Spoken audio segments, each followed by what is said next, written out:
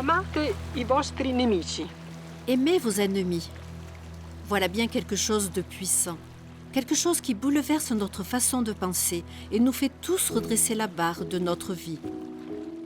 En effet, ne nous cachons pas la réalité. Un ennemi, petit ou grand, nous en avons tous un. Il est là, derrière la porte de l'appartement voisin, dans la personne de cette femme si antipathique et indiscrète que je fais tout ce que je peux pour l'éviter chaque fois qu'elle risque d'entrer avec moi dans l'ascenseur. Il est dans cette personne de ma famille qui a porté tort à mon père il y a 30 ans. Depuis, je ne la salue plus. Il est assis derrière toi à l'école et tu ne l'as plus jamais regardé en face depuis le jour où il t'a dénoncé au professeur. C'est cette fille qui était ton amie et qui t'a planté là pour aller avec un autre. C'est ce commerçant qui t'a dupé. Ce sont ces gens qui n'ont pas les mêmes idées politiques que nous et que nous considérons comme nos ennemis. Il y en a aussi actuellement qui voient l'État comme un ennemi et pratiquent facilement la violence contre ceux qui le représentent. On en trouve aussi, il y en a toujours eu, qui considèrent les prêtres comme leurs ennemis et haïssent l'Église. Oui, tous ces gens-là et bien d'autres encore que nous appelons ennemis sont à aimer. À aimer ?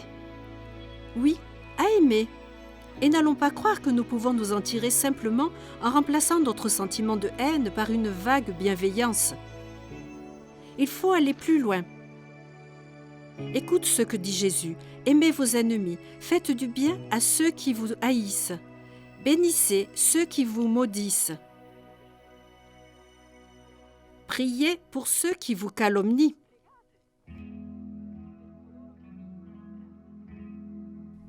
Tu vois, Jésus veut que nous triomphions du mal par le bien. Il veut un amour qui se traduise en gestes concrets. On peut se demander, comment se fait-il que Jésus édicte un tel commandement ? Simplement parce qu'il veut modeler notre comportement sur celui de Dieu, son Père, qui fait lever le soleil sur les méchants comme sur les bons, et tomber la pluie sur les justes comme sur les injustes. Voilà la vérité. Nous ne sommes pas seuls au monde. Nous avons un Père et nous devons lui ressembler. Dieu a droit à cette attitude de notre part. En effet, lorsque nous étions ses ennemis, que nous demeurions dans le mal, c'est lui le premier qui nous a aimés, en nous envoyant son Fils, qui est mort de façon terrible pour chacun de nous. Peut-être serait-il bon que nous aussi nous rétablissions l'une ou l'autre situation, de temps que nous serons jugés de la même façon que nous jugeons les autres. C'est nous-mêmes qui remettons entre les mains de Dieu la mesure avec laquelle il doit nous juger. Ne lui demandons-nous pas « Pardonne-nous nos offenses comme nous pardonnons à ceux qui nous ont offensés » ? Aimons donc nos ennemis. C'est l'unique moyen pour recomposer l'unité, abattre les barrières, construire la communauté. C'est dur ? C'est pénible ? La seule idée de devoir le faire nous ôte le sommeil ? Non, ce n'est pas la fin du monde. Un petit effort de notre part, et Dieu s'occupe des 99% qui restent. Alors, dans notre cœur, jaillit un fleuve de joie.